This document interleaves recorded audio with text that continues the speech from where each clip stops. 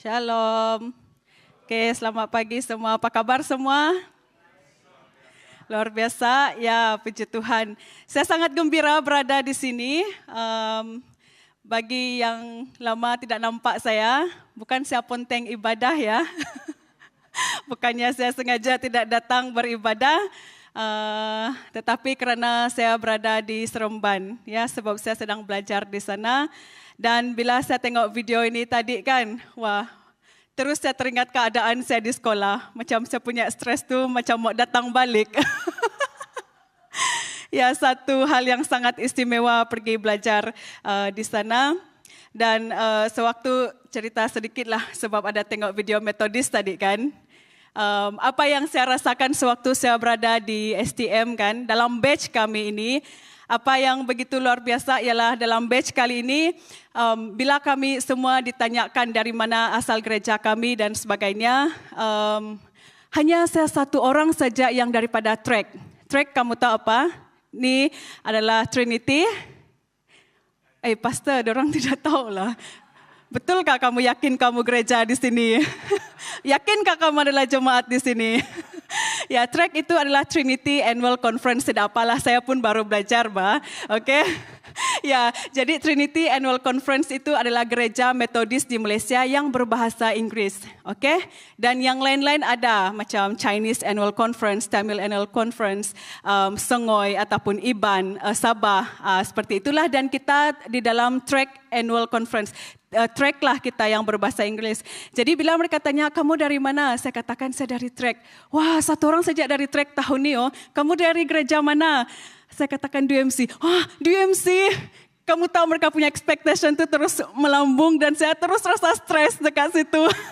Sebab dalam semua student kami dalam 24 orang, saya satu orang saja tahun ini daripada track.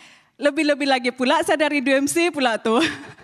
Jadi saya sangat risau sebab kalau saya tidak belajar betul-betul nanti saya memalukan kamu semua.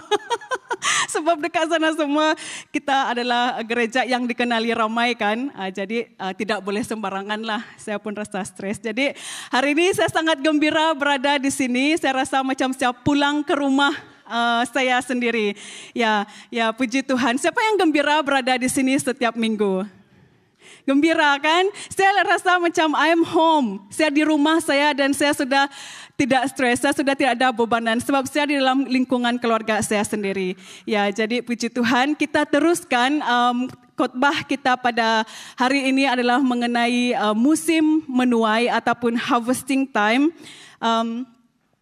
Lanjutan daripada khotbah Pastor Eddie minggu lepas adalah tentang seed time ataupun musim menabur. Ya kan. Jadi musim menuai ini adalah favorite, saya rasa kesukaan kita semua. Ya, di mana bila kita menuai hasil daripada tanaman kita sebelum ni. Siapa yang keluarga dia menanam padi? Ataupun apa-apa jenis tanaman lah, buah-buahan kah, sawit kah, getah kah, yang sudah tentu nanti akan ada waktu menuai dia. Kita semua ada kan? Kita semua pernah. Ya. Dan saya rasa juga secara pribadi saya adalah anak petani juga. Ibu bapa saya menanam padi sendiri. Saya rasakan musim menuai juga adalah satu musim kesukaan saya. Walaupun musim menuai adalah lebih penat daripada musim, saya rasalah secara pribadi lebih penat daripada musim menanam.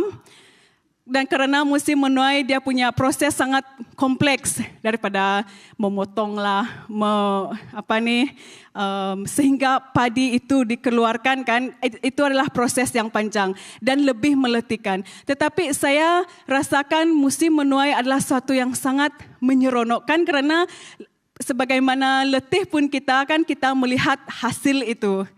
Wah, kita sudah melihat hasil itu. Jadi itu adalah sesuatu yang sangat menjadi satu yang sangat mendorong dan memberi sukacita kepada saya. Jadi apabila kita berbicara tentang musim menuai ini, apa yang kita tuai? Buah. hasil tanah. Ya, dan juga kita selalu berbicara tentang menuai jiwa-jiwa, kan menuai hasil daripada apa yang kita telah tanam selama ini. Dan siapa ingat apa yang Pastor Eddie katakan, kita boleh menabur apa minggu lepas? Kuis nih. Menabur benih, doa, okey, apa lagi? Masa kerja. Ya, jadi ini yang kita benih yang kita tanam dan inilah yang akan kita tuai. Jadi mungkin pada tahun ini ada yang sudah sedang menuai. Contohnya, tahun lepas kamu sudah bekerja keras dalam pelajaran kamu dan tahun ini kamu mendapat result yang baik. Adakah yang begitu, yang pelajar? Okay. Ada yang di tempat kerja dalam beberapa tahun ini kamu membina kerjaya kamu dan hari ini kamu sudah dinaikkan pangkat. Ada?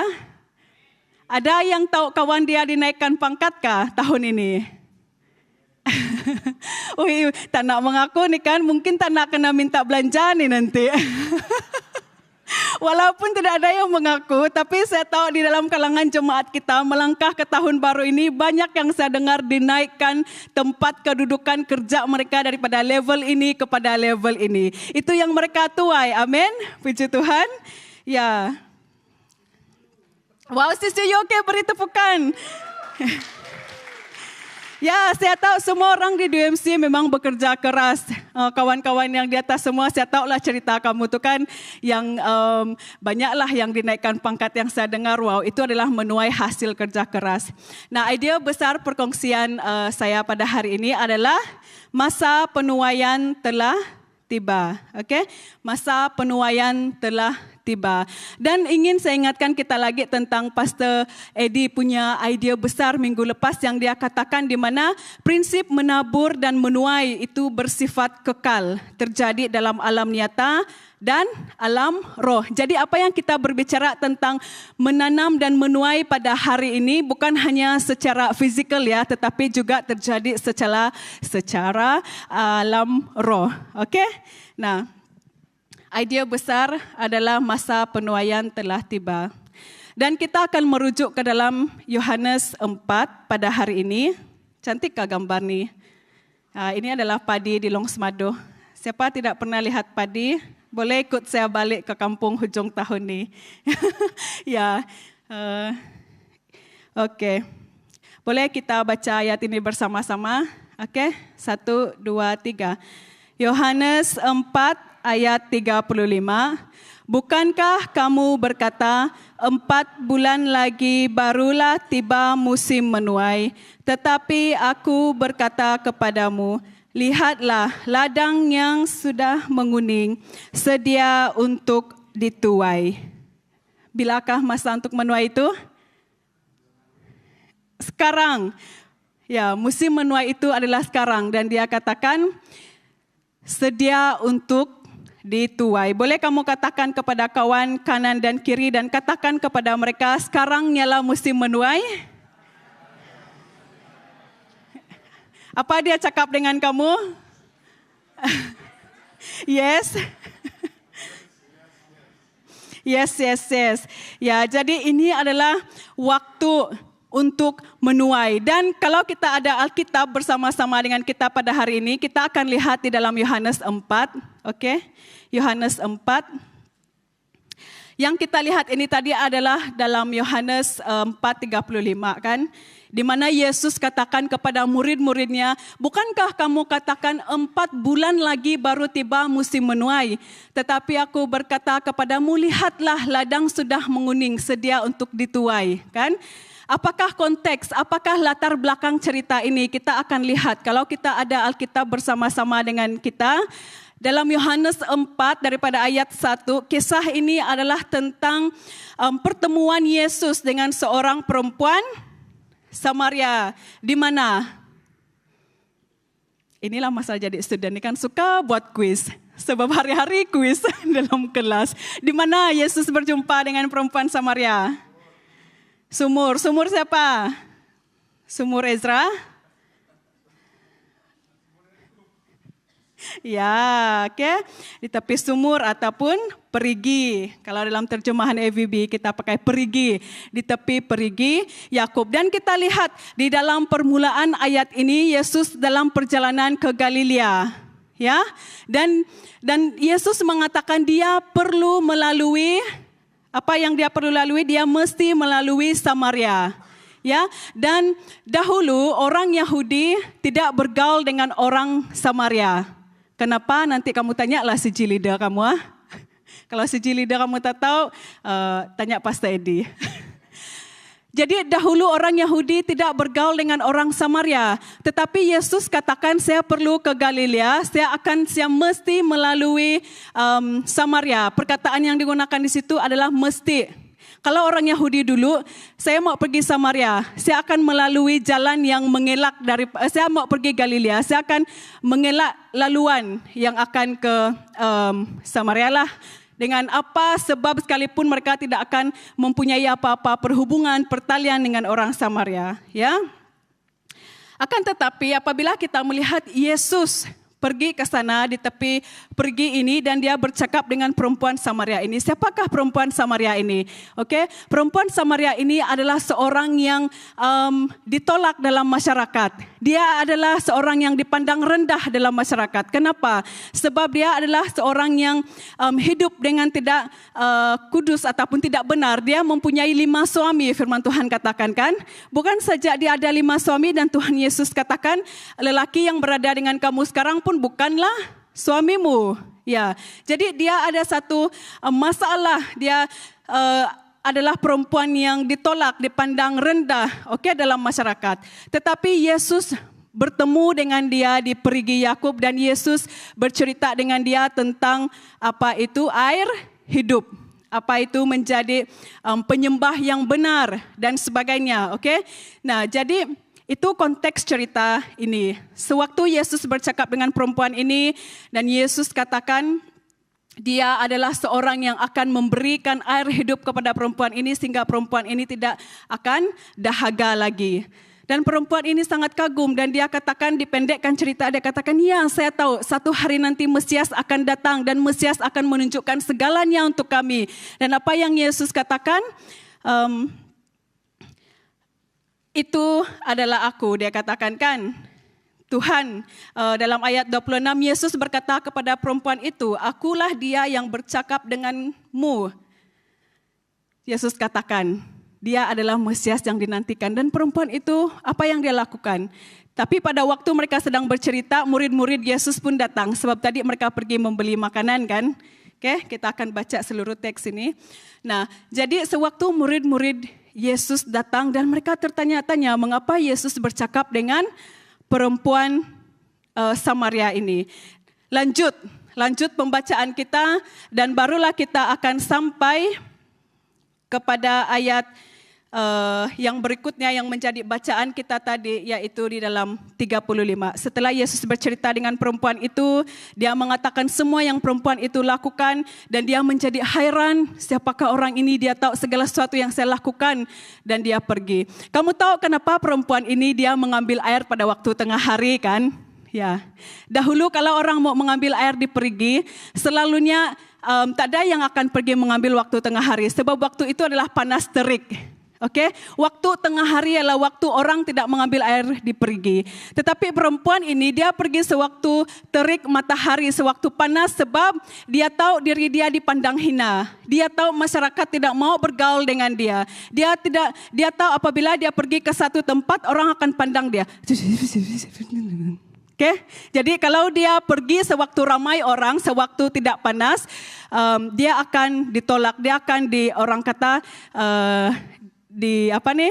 menjadi bahan umpatan lah kan sebab dia ditolak.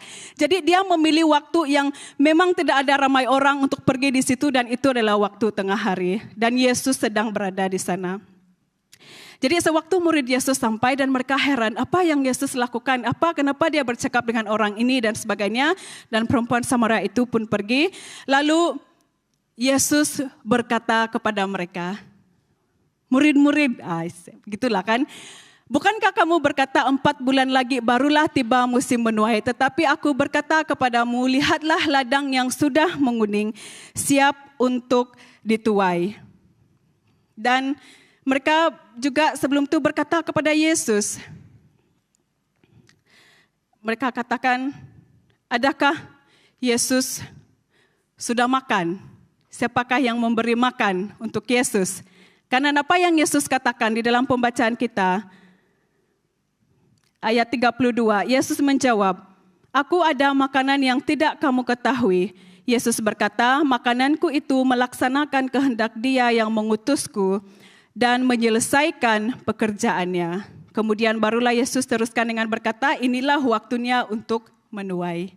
Dan kalau kita lanjutkan ayat ini, beberapa hari selepas Yesus mengatakan ini, apa yang terjadi? Seluruh kota datang kepada Yesus. Seluruh kota datang dan percaya kepada Yesus.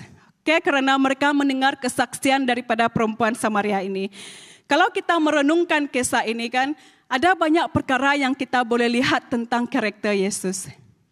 Apa karakter Yesus yang paling jelas apabila kita membaca cerita ini? Kasih. Ya, kasih. Kasih Yesus yang begitu besar dan nyata bagi perempuan Samaria ini. Seperti saya katakan tadi, Yesus dalam perjalanan ke Galilea. Tapi Yesus sudah tahu, dia perlu melalui Samaria karena di situ ada satu. Berapa orang? 100 kah? 20 kah? Tidak. Berapa?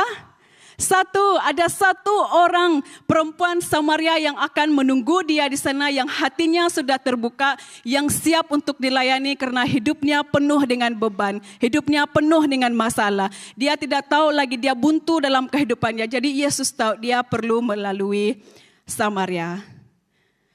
Dan inilah yang akan kita fikirkan, yang akan kita renungkan di sepanjang perkongsian ini. Yesus sangat mengasihi perempuan ini. Dan Yesus walaupun dia hanya satu orang, Yesus memilih, Yesus katakan dia mesti melalui jalan ini untuk sampai ke Galilea. Nah, dan Yesus katakan ini adalah musim menuai. Dan sewaktu musim menuai, apa yang kita perlu lakukan? Okay. Jadi saya akan kongsikan 3 perkara yang boleh kita lakukan di dalam musim menuai ini. Sebab Yesus katakan sekarang, kamu kata 4 bulan lagi, tetapi sekarang adalah musim menuai. Jadi saya akan kongsikan yang pertama adalah menuai tepat pada waktu. Ya, bagi kita yang biasa pergi ke sawah, ke ladang, kita tahu bila padi sudah masak kita perlu menuai. Kalau kita tunggu 3 hari lagi, 1 minggu lagi, padi itu akan apa? Jatuh sudah kan? Kalau kami orang Lembang kami panggil melapi. Melapi itu maksudnya runtuhlah semua sudah tuh. Tidak bagus untuk dituai lagi sebab semua sudah jatuh ke dalam sawah tu, dia sudah basah dan dia sudah rosak, dia tidak boleh diambil lagi. Ya, jadi sebagaimanapun cantiknya padi itu bila dia sudah masak, kalau kita melengah-lengahkan, kalau kita delay, tidak perlu lama 2 atau 3 hari kita delay untuk menuai, padi itu sudah jatuh, condong dan sudah tidak boleh diambil lagi, sudah rosak. Ya, jadi menuai tepat waktu. Bila kita tahu itu adalah waktu yang tepat, ya, untuk menuai. Yaitu adalah sekarang. Kalau kita baca dalam Matius 9 ayat 36 sampai 38. Boleh kita bacakan bersama? 1, 2, 3. Apabila Yesus melihat orang yang ramai itu, dia berbelas kasih terhadap mereka kerana mereka bimbang dan tidak berdaya, ibarat sekawan domba tanpa gembala. Kata Yesus kepada murid-muridnya, tuaian banyak sekali, tetapi penuai hanya segelintir. Berdoalah dengan bersungguh-sungguh kepada Tuhan yang empunya tuaian itu, supaya menghantar pekerja untuk menuai. Yesus ingin sampaikan di sini ada satu desakan, ada satu urgensi untuk menuai. Ya, ada satu urgensi yang di mana terlalu ramai orang yang menanti-nantikan Tuhan, yang sedang menunggu keselamatan yang datang daripada Tuhan. Ayat ini adalah sewaktu Yesus berjalan, dia melihat ada orang yang sakit, ada orang yang dalam keadaan menderita dan sebagainya. Dan Yesus katakan, ini adalah waktu yang tepat untuk membawa jiwa-jiwa ini ke dalam iman, untuk memberitakan kabar keselamatan, untuk memberitakan kabar baik tentang Yesus. Dan hal yang sama juga yang Yesus katakan tentang perempuan Samaria tadi kan, yang dia katakan sudah tibanya masa untuk menuai.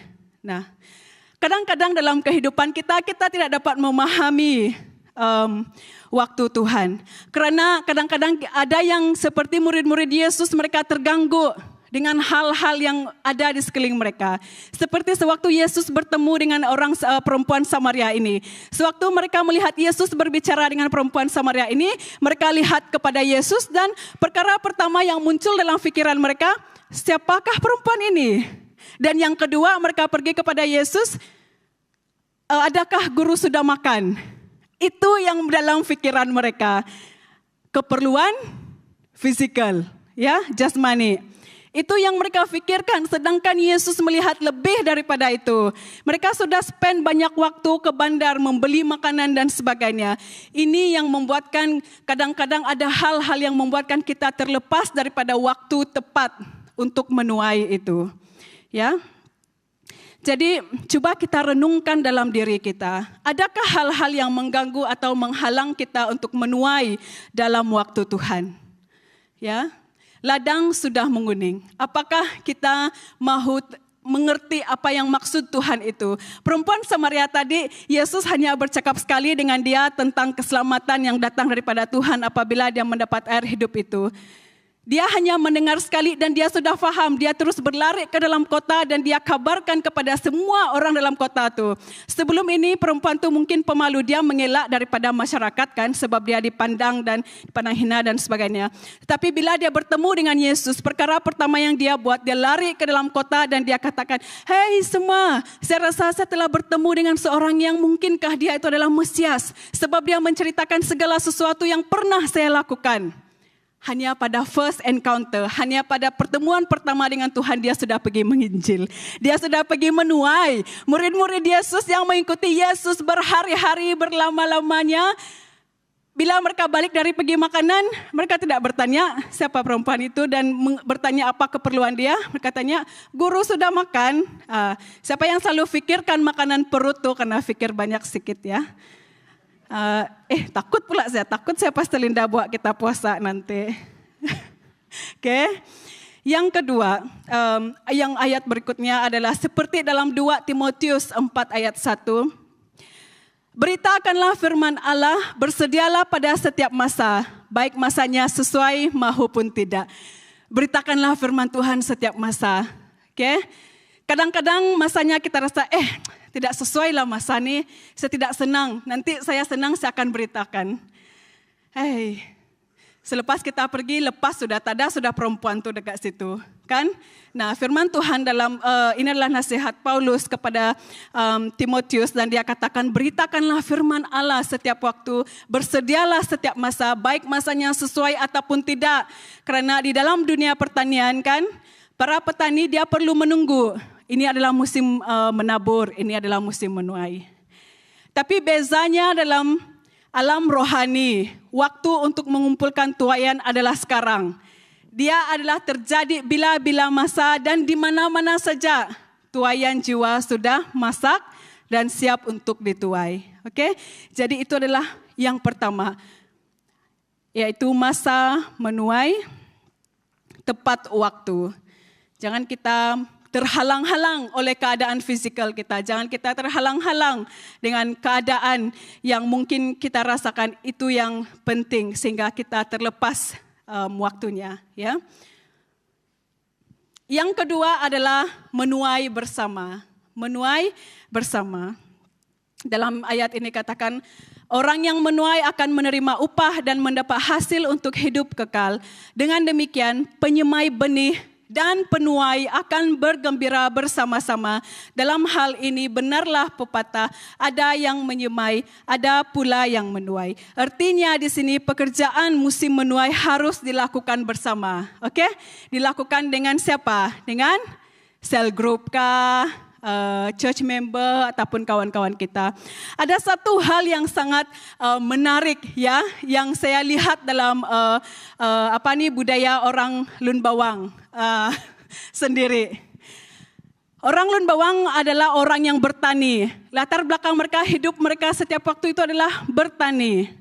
Jadi sebab mereka adalah orang yang bertani, untuk pekerjaan yang bekerja sama. Untuk pekerjaan bekerja sama sahaja mereka ada 6 istilah untuk pekerjaan bekerja sama itu. Orang kata bahasa jiwa bangsa. Bahasa kamu melambangkan apa yang dalam diri kamu, identiti kamu kan. Jadi untuk orang Lun Bawang saja sebagai petani bekerja di ladang, ada 6 istilah dia. Sekurang-kurangnya lah yang saya boleh temukan. Dan saya mungkin boleh kongsikan secara sedikit. Yang pertama ruyud. Ruyud itu bantulah macam hari ini ruyud bekerja sama bergotong royong di sawah saya. Dan tidak melibatkan bayaran. Yang kedua itu adalah musang. Musang itu maksudnya jika keluarga saya dalam kesusahan, contohnya ada ahli keluarga meninggal. Dan saya perlukan bantuan. Dan mereka katakan, oh mari kita pergi musang di ladang Puyang hari ini. Dan mereka akan pergi. Ada lagi yang ngerupen. Ngerupen juga dilakukan oleh bantu-membantu. Tapi bukan saja dalam kalangan kampung tu, tetapi daripada kampung sebelah juga akan datang sekali. Ngesul. Ngesul ini adalah jenis gotong royong yang dilakukan oleh suami lelaki kepada dia punya menantu. Contohnya JB lah kan, dia mesti melakukan ngesul kepada bapak saya. Contohnya dia perlu membawa kawan-kawan dia untuk menuai di ladang bapak saya. Itu ngesul. Ada lagi mule. Mule saya rasa kita sangat familiar sebab ini terjadi seperti dalam kisah Boaz dan Ruth. Siapa suka cerita nih? Romantik nih kan? Ya, mule. Mule ini adalah seperti yang terjadi dalam Alkitab yang bermaksud mereka yang terlibat dalam aktiviti ini adalah mereka yang miskin dan kekurangan makanan. Jadi mereka ini akan pergi ambil-ambil lah baki-baki yang terjatuh di belakang tu. Dan orang akan biarkan mereka pergi sebab mereka tahu mereka ini miskin dan mereka tidak ada ladang. Jadi mereka boleh pergi ke sana mengambil mule. Nah, dan ngumum. Ngumum ni dilakukan secara gereja dan yang ni ada bayaran lah. Seperti itu. Jadi apa yang ingin saya sampaikan di sini ialah di dalam kita menuai harus bekerja sama. Tahun ini kita mau menuai kan? Tahun ini kita mau menuai jiwa-jiwa yang Tuhan Yesus katakan 4 bulan lagi kamu fikir akan menuai, tapi Yesus katakan sekarang adalah musim menuai. Dan kita lakukan bersama. Katakan kepada kawan dan kiri kamu, bersama. Ya, lagi macam kurang yakin. Ya, bersama-sama. Karena proses menuai adalah proses yang sangat susah. Jangan coba untuk lakukan sendirian. Tahun ini kalau Tuhan telah memberkati kamu, telah menjawab doa kamu, kan? Tuhan mungkin tahun lepas kita berdoa, Tuhan hantarlah orang ke dalam sel grup saya. Dan Tuhan telah hantar orang lebih ramai kepada kamu. Apa yang kamu lakukan tahun ini? Lakukan bersama. Jangan lakukan sendiri-sendiri. Nanti cepat penat dan akhirnya berputus asa. Seperti itu. Karena seperti firman Tuhan yang kita juga baca, selama bumi masih wujud tidak akan putus bertali arusnya musim menabur dan musim menuai. Tidak akan pernah berhenti. Tidak akan pernah putus musim menabur dan menuai. Jadi bermulai hari ini lakukan bersama-sama. Yang melakukan pelayanan sendiri-sendirian, belajar untuk libatkan orang dalam pelayanan kamu. Libatkan orang dalam tim kamu. Bagi kamu yang belum melibatkan diri, inilah waktunya kamu untuk melibatkan diri kamu di dalam musim menuai ini. Ya, supaya kita semua di sini kita akan bertumbuh bersama-sama. Jangan lagi kita menjadi orang yang di luar sana yang melihat gereja dan kita katakan, apa yang gereja boleh berikan kepada saya? Apa yang gereja boleh lakukan untuk saya? Kalau saya ke gereja, apa yang saya boleh dapat? Tetapi kita menjadi orang yang bersama-sama di dalam gereja ini dan kita katakan, apa yang kita boleh lakukan bersama untuk gereja, untuk Tuhan, untuk orang yang di luar sana. Ya. Dan kalau kita baca ayat yang tadi itu, berikutnya, orang yang menuai akan menerima upah dan mendapat hasil untuk hidup kekal. Apabila kita menuai bersama, kita juga menerima upah bersama-sama, kan? Yang menuai dia akan menerima upah kah? Tidak, yang tidak menuai dia ada upah kah? Tidak ada kan? Tidak akan mendapat apa-apa. Jadi sama-sama kita terlibat bersama-sama pada hari ini. Bersama-sama. Yang ketiga, inilah poin saya yang terakhir. Menuai dengan tekun. Ya, yang pertama tadi apa? Menuai tepat waktu. Oke, jangan delay-delay. Kalau memang sudah waktunya untuk dituai, menuailah. Jangan kita terhalang oleh kehendak kita sendiri. Yang kedua, menuai bersama, mesti bersama-sama, ya. Dan yang ketiga, menuai dengan tekun. Di dalam 2 Timotius 2:6, petani yang telah bertungkus lumus pasti dialah yang pertama menikmati hasil tanaman. Nah, di dalam kita mengerjakan hasil tuaian kita. Tadi saya katakan siapa yang tahun ini dia masuk tahun ini dengan wow, dapat surat dari majikan, gaji sudah dinaikkan. Ataupun dia masuk ke dalam tahun ini, wow, ada orang mau join cell group. Wow, ada orang mau join pelayanan. Kan itu adalah hasil tuaian kita daripada tahun lepas. Itu adalah jawaban daripada doa kita. Tuhan menjawab doa kita. Jadi sekarang apa yang kita akan buat dengan jawaban doa ini? Kita kerjakan dengan tekun, ya. Apabila Tuhan sudah menjawab doa kita, adalah tugas kita untuk mengerjakan pekerjaan itu dengan tekun, ya. Dan apakah yang Alkitab katakan tentang si pemalas? Opposite ataupun bertentangan dengan bekerja dengan tekun adalah malas, ya. Ada banyak perkara yang Alkitab katakan apa yang terjadi dengan si pemalas. Maksudnya orang yang tidak mau menuai dengan tekun ataupun orang yang tidak mau terlibat dalam menabur dan menuai. Kita boleh lihat dalam Amsal 20 ayat 4. Okay. Pada musim dingin si pemalas enggan membajak karena kesejukan. Maka dia mencari hasil pada musim menuai dan tidak mendapat apa-apa. Ya kan? Kita ada si pemalas nih, dia tidak mau membajak, dia tidak mau menabur pada musim sejuk.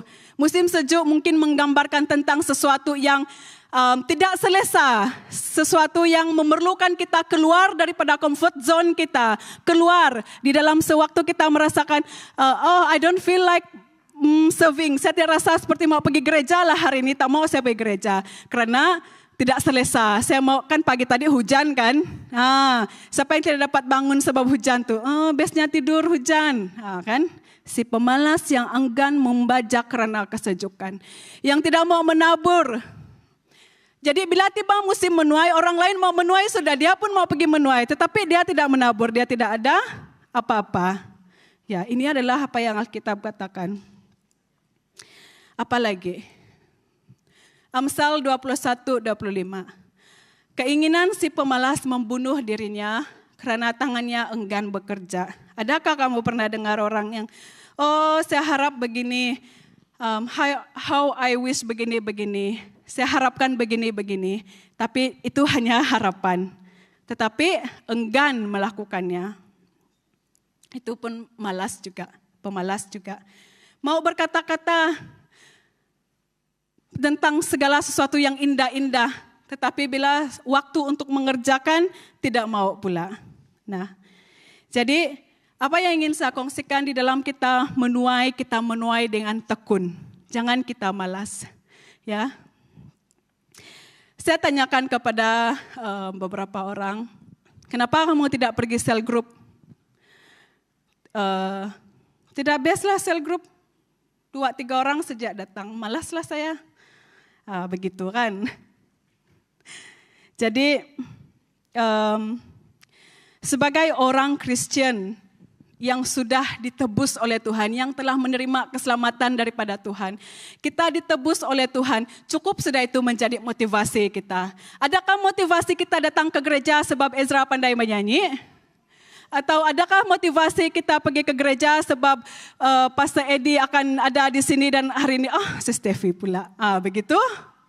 Adakah motivasi kamu untuk melayani supaya kamu kelihatan, cukup sudah pahala saya. Orang kata mesti seimbangkan pahala kan, perbuatan baik gini, perbuatan jahat begini, at least tinggi sedikit lah begitu.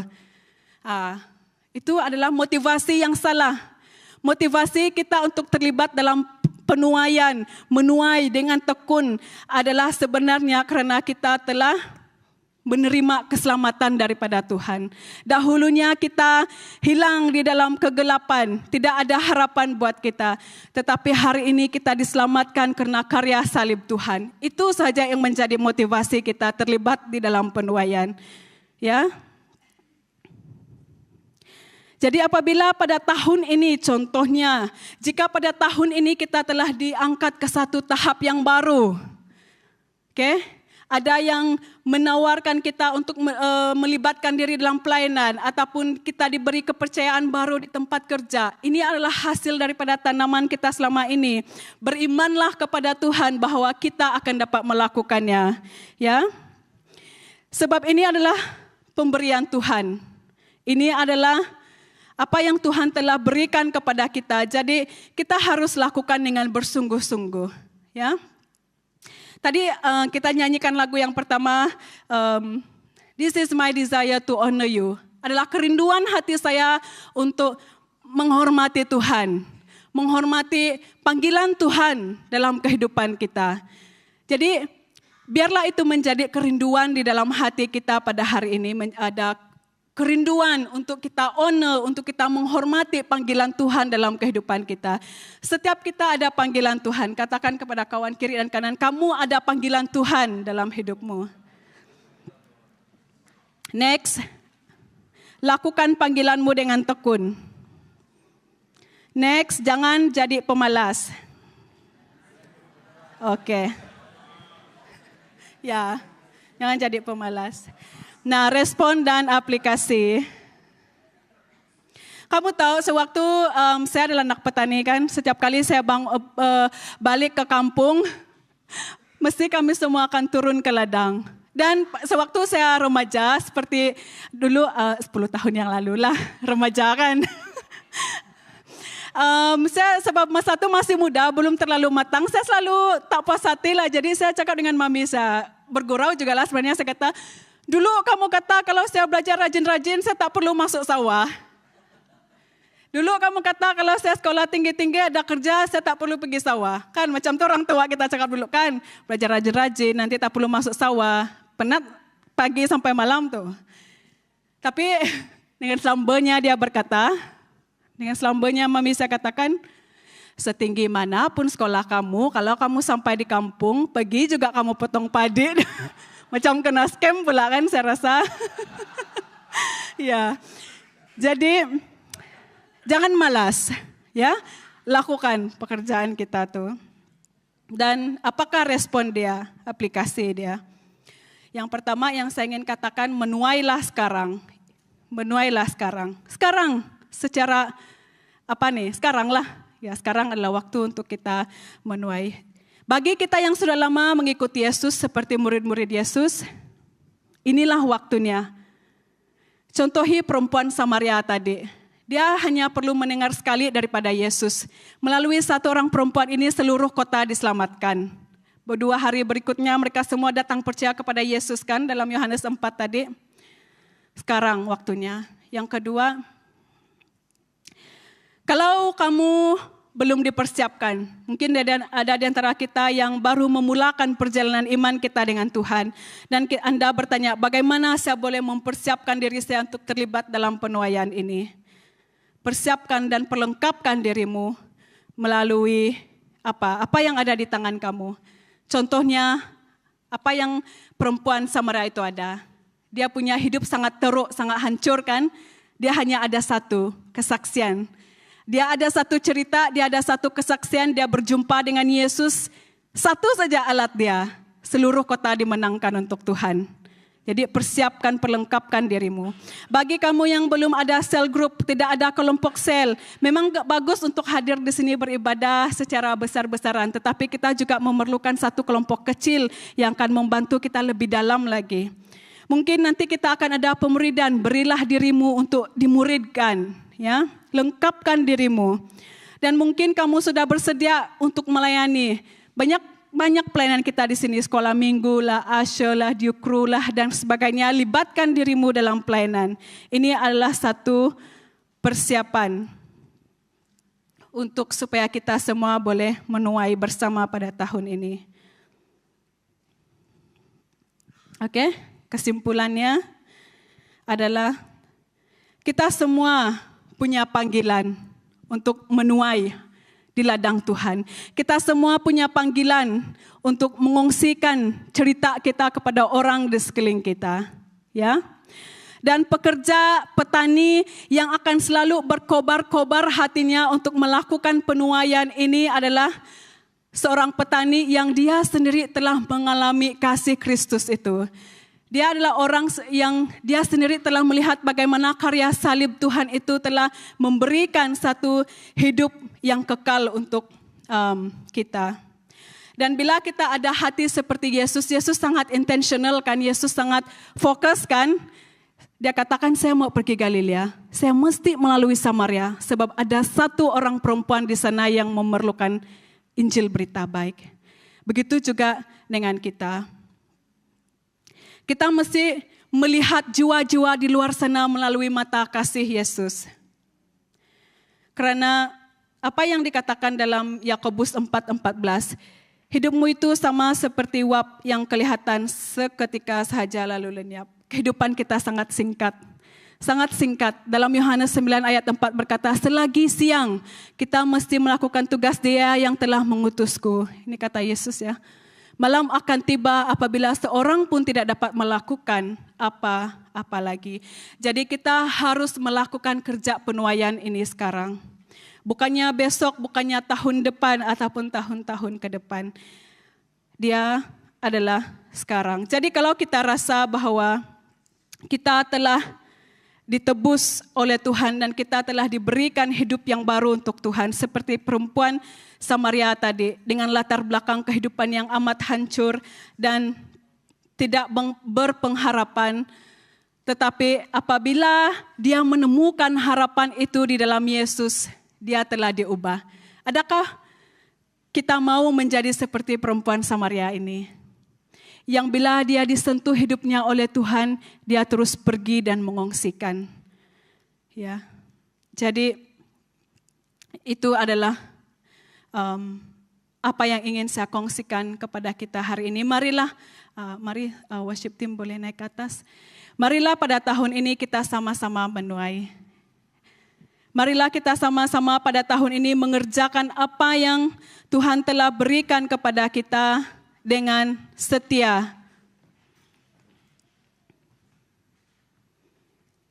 Apa yang ada di dalam tangan kamu sekarang? Seperti perempuan Samaria, dia ada cerita. Apa saja yang ada di tangan kamu pada hari ini Tuhan boleh gunakan. Itu adalah khotbah Eldaan 2 minggu yang lalu. Seperti tongkat di tangan Musa, kan? Semua kita ada. Hanya serahkan itu kepada Tuhan dan minta Tuhan berikan kita hikmat.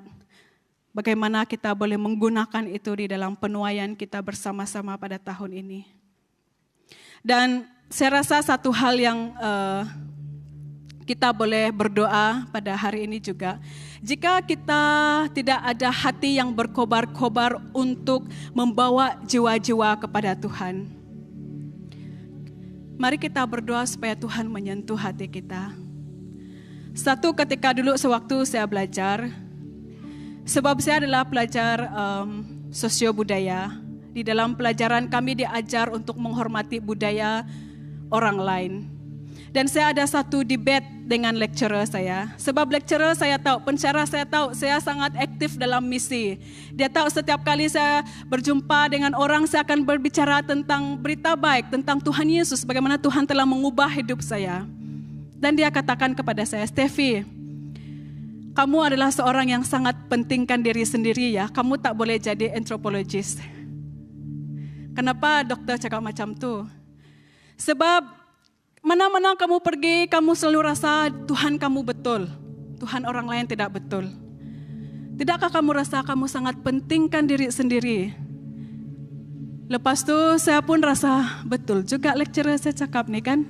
Kenapalah saya mau pergi sana, pergi sini. Tuhan Yesus sangat mengasihi kamu, dia adalah Tuhan yang benar. Dan saya balik, masa itu saya sudah sangat banyak soalan dalam fikiran saya. Sebab saya part time di universiti dan saya balik ke gereja. Dan saya nampak Elda An dengan Pastor Eddie, mereka tengah berbicara di visi lama sudah nih, Pastor pun mungkin tidak ingat. Lepas itu saya katakan, saya ada satu soalan lah, saya kata. Sebab lecturer saya katakan begini, kalau saya terus menginjil, menyampaikan berita baik, berkongsi tentang siapa Tuhan saya kepada orang lain, seolah-olahnya saya sangat pentingkan diri sendiri. Saya tidak menghormati mereka. Dan satu hal yang Eldaan yang cakap hari itu yang saya pegang sampai hari ini ialah, dia katakan, ya kamu nak jadi orang yang jaga perasaan semua orang. Satu hari nanti bila Tuhan Yesus datang, kita semua yang percaya kepada Tuhan, kita tahu hala tuju kita. Kita akan masuk ke dalam kekekalan bersama-sama dengan Tuhan. Sewaktu kita masuk dalam kekekalan bersama-sama dengan Tuhan, dan kamu akan lihat kawan-kawan kamu, ahli keluarga kamu yang lain, mereka tinggal di dalam kemusnahan, tinggal di dalam kehancuran. Dan pada waktu itu kamu akan tahu siapa sebenarnya yang sangat pentingkan diri sendiri. Yang sangat pentingkan diri sendiri bila kamu tahu itu adalah jalan yang Tuhan berikan kepada kamu, tapi kamu tidak bertindak di atas itu adalah pilihan untuk mementingkan diri sendiri. Apabila Eldaan mengatakan ini kepada saya, pikiran saya ditransformasikan sekali lagi. Dan saya katakan, ya inilah yang saya akan lakukan. Kalaupun mungkin orang kata apapun, tetapi kalaupun itu dianggap sebagai sesuatu yang memikirkan diri sendiri ataupun mementingkan diri sendiri, tapi saya tahu apa yang menjadi tujuan di dalam kita melakukan semua ini. Karena kasih Tuhan kepada kita semua, kita melakukan semua ini. Ya. Jadi mari kita tutup mata kita dan kita renungkan. Kalau kita tidak ada kerinduan di dalam hati kita, tidak ada satu api yang membara di dalam hati kita untuk menuai, untuk bekerja di ladang Tuhan, untuk bersama-sama dengan gereja Tuhan kepada jiwa-jiwa yang berada di luar sana. Mari kita berdoa. Kita perlu Tuhan menggerakkan hati kita. Kita perlu Tuhan menyentuh hati kita agar kita akan belajar, agar kita mulai melihat daripada kaca mata Yesus.